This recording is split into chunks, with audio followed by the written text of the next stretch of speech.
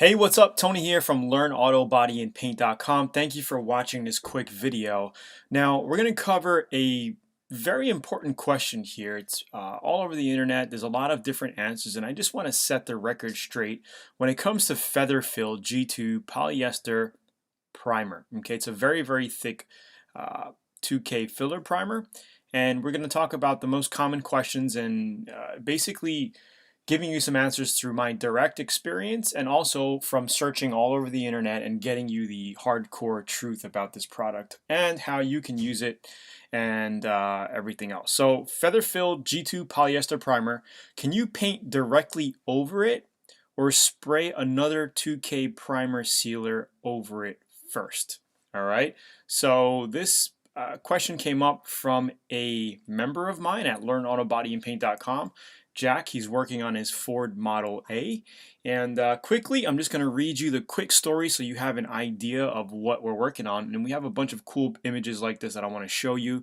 And we can talk about potential, if you want to use it or not, or whatever the case is. Okay, so hey, Tony, a prior owner was trying to turn it into a roadster. This cut the doors off above the windows, cut the B pillar off, and remove the top and top wood. I decided to bring it back to the sport coupe it was originally meant to be. After getting quotes of $10,000 to $15,000 to do the bodywork job and paint it, my next decision was to do it myself. Luckily, I found your site and immediately became a Learn Auto Body and Paint VIP member. Well, I want to thank you, Jack, for joining, and I'm sure you're getting a ton of value. I've sanded the car down to bare metal in some spots. The black that was on it was difficult to feather, so I had to go farther than I thought and wanted. I did the bodywork panel by panel at a time, working around the car. As I was satisfied with that, though it's not perfect due to previous bodywork I could not fix, I sprayed rattle can primer on it. After the car was in primer, I thought I was ready to put a 2K primer on it and proceed to color. Wrong. A person I friended on the VIP site brought it to my attention that the possibility the rattle can primer probably would not hold up to the 2K primer on top of it. So back to sanding and taking as much off the bad primer off as possible. And here are some of the pictures I sent. I masked and sprayed the Featherfill on the rest of the car. And there's the after picture. So you're going to see the pictures in a bit. I saw your suggestion of using the dolphin glaze, and we'll make that decision after I get this sanded and see what it looks like. I have Speedo Coat SMR 221 2K primer that I was going to put on for that stage. I also have already purchased a single stage black paint for the color stage. I appreciate this opportunity and hope to help someone else, as well as get more help for myself. Is there something else you need from me? Let me know. Also, I use the Atom X20 spray gun with a 2.0 tip for primer coat and will change to the 1.3 or 1.4 tip for the color. I would recommend the 1.4 tip if you're spraying a single stage color coat. Okay, so first of all, Jack, you had a VIP member told you that you might have a chemical reaction if you sprayed this Featherfill over a 1K cheap rattle can primer. And the answer is no, you wouldn't have had an issue, okay? You would have had an issue if you were spraying some type of lacquer paint over it, like a heavy lacquered paint. All right, but if you were spraying a polyester over it and the 1K sat to dry for more than a day or two, right? Because eventually the 1K, the lacquer out of the 1K will totally evaporate, okay? And you can go over a 1K with a 2K epoxy primer or a primer or anything like that. But whatever the case is, you sanded it off, okay? And now you have some G2 filler primer that you sprayed over it, and that's what this second picture looks like here on the right. You sprayed your Featherfill over it. It's really, really thick stuff, and you primed and filled with the Featherfill G2 polyester primer. You used the 2.0 tip kit on the Atom X20 spray gun. Thanks for sending in that awesome picture of yourself under your tent there. And just speaking of spray guns really quickly, people watching this video, if you are interested in awesome spray guns, I highly recommend you to check out the Atom X series spray guns. They are really, really cool, and you can check them out at Zula.com. They are the only spray guns that I use right now, and I'm getting phenomenal results with them. All right, so the big question, should I spray 2K primer after sanding the Featherfill G2 before color? So the answer is you could. Yes, you could. But here are some bullet points I want to bring up, okay?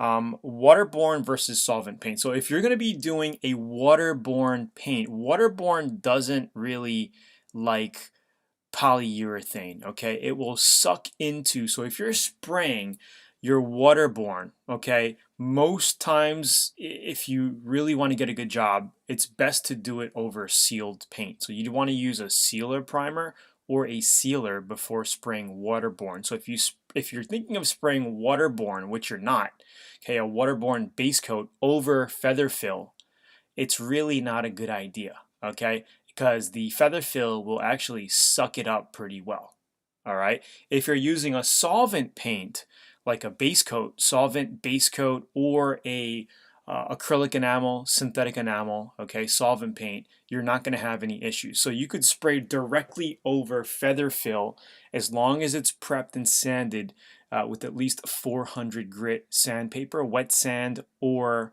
dry sand. Now, if you're spraying an enamel, you actually don't have to go that fine. You could even finish off at a 360 or 380, but I would say the finer the better because you're painting black. You know, black is probably, it is one of the most hardest colors to paint. Okay. Also, it depends on your budget. If you want to get that custom paint job and like really have it look really well, which I'm sure it'll look well without adding a sealer or a 2K primer on top of it, because I've done it many times. Um, Go ahead and spend the extra $100 and the time, of course, it's going to take to cover all of your Featherfill with a 2K primer. But the thing is you want to make sure that your Featherfill is dry. So I would definitely wait, you know, a good 3-4 days. If you have a little bit more time, maybe at least a week, let that cure really hard. Then you'd want to cut it down. Okay, and we're going to get over kind of the pros and cons and what grits you should be using. The other bullet point here is, like I said, it depends on the quality, okay, and that's subjective to everybody. You know, the quality that I think that I picture in my head might be different to you, and also it depends on your time frame. If you have time, right, and you want to, you know, sand this thing down. When I'm saying this thing, I'm talking about the Featherfill. You know, cutting that down and then spraying a 2K filler primer on top of it. And I like to use a 2K filler primer sealer. Okay, there are 2K filler primer sealers where you add a little bit extra reducer and it becomes more of like a sealer. And you would basically cut and finish that off at 400 grit, and you're ready for paint. Okay, so that's pretty much the answer. Okay, if you want to put a 2K filler primer on it, feel free to do it, but it's not necessary. You could definitely cut this down and spray your single stage paint job right over your Featherfill if you're satisfied of, you know, with how the bodywork looks. Okay, so I would definitely take your time, block it out. You might even, you're gonna want to go down to at least, I would say, a 380 to 400 grit. If you have any imperfections, use the Dolphin Glaze polyester putty that I recommend. It's a 2K glaze putty that you mix up. You can put into little chips and imperfections and scratches if you see it along the body during this stage. Block sand it out and then cover it with just you know, a spray of 2K filler primer and then block that out. Then you're ready for paint. So let's get into the pros and cons of the Featherfill. So the pros is it's very thick, and you could fill over 60 grit sand scratches with this stuff, even up to 40 grit. I've heard people spray this stuff directly over 40 grit with a 2.2 tip. It just fills it up, you know, and I don't know, when I'm doing body work, I like to cut it down and shape it to at least 80 grit. You know, I think 40 grit's like really rough. It's a really rough draft shape, and I just don't see why somebody would do that and use so much Featherfill or a polyester filler, you know, and go over that. So I would at least go to 80 grit if you're going to be filling body filler with the Featherfill. Cons, it's very thick and will dry very, very hard. You know, it says easy sanding on the can here, but it's really not easy sanding. Okay, I've used this stuff a good few times and it's not easy sanding. Okay, the other good thing is it's high build, it's no shrinkage, and it's a cross-link cure, which means it really dries super, super hard. Okay. It's not easy to sand, like I said, and it will clog your sandpaper fast. Okay, so just keep that in mind. And it's recommended after you spray Featherfill. All right, um, cut it. You can cut it with 150 grit up to 180 grit sandpaper. You can use a DA, cut it down because it's really thick. Be careful though, because you don't want to cut it all, cut it off too much. It depends on, where your body work is, what you're doing. Every project is unique. So yeah. So again, if you want to cut it down, you can cut it with a 150, 180, and then spray a regular 2K filler primer on top of that and finish it. Or you can just get it down to 150, 180, and then go down even further to like a 360, finish off with a 360, and then wash it down with 400 grit wet or dry, but wet will give you longer lasting sandpaper. So that's something you might want to think of, and it's less dusty and less messy. And then you could literally paint over that, right over it.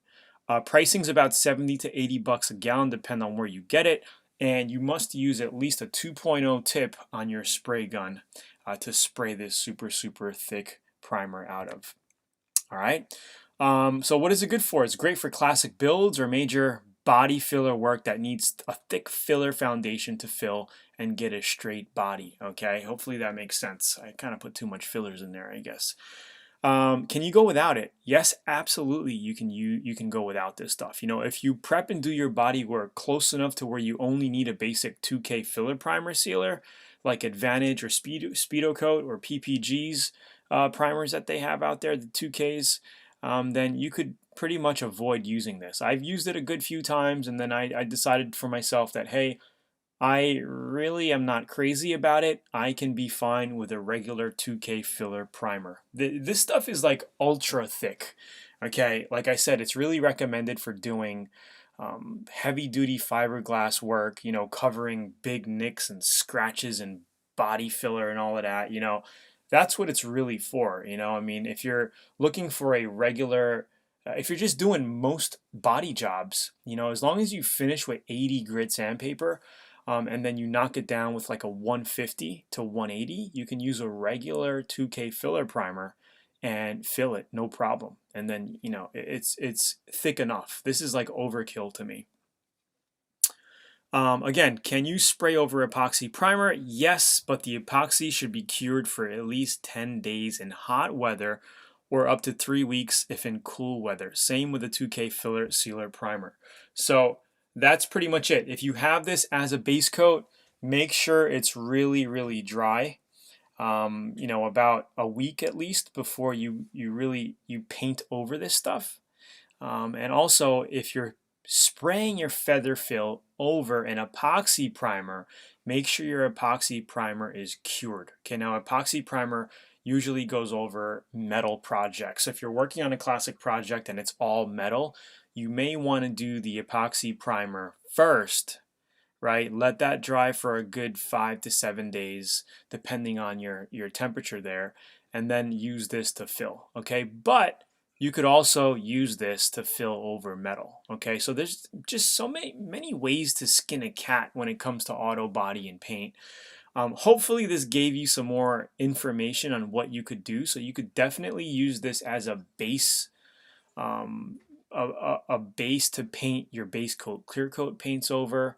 But I would recommend spraying a regular sealer over it if you're going to be doing a waterborne, okay? A regular 2K filler primer slash sealer would be better for your waterborne paints, okay, like a waterborne base coat. But if you're spraying like a single stage enamel, you could definitely spray right over this stuff and even finish at a 360 grit sandpaper and just spray right over that. All right, but if you're doing like a black, I would definitely recommend to go as fine as you can, up to 400, no more than 400 grit. All right, so hopefully you enjoyed this video. Hopefully it made sense. I really tried to break it down for you. Please comment down below in the video. Let me know if you have any more questions or requests for this type of PowerPoint videos. Let me know. And if you're brand new to this and you want to learn more about auto body, definitely check out our comprehensive Learn Auto Body and Paint Mastery VIP course over at learnautobodyandpaint.com. We've been helping people since 2010 learn auto body and bang out awesome auto body jobs from their own home garage for themselves, for customers. We've had guys open up their own body shops and even become the top of their class once they get to technical school when it comes to auto body. All right, so again, it's Tony. Thank you for watching. Check out learnautobodyandpaint.com. And also, again, if you want to check out awesome spray guns, don't forget to check out the Atom X spray guns over at Zula.com. Talk to you soon. Have a great day. Bye.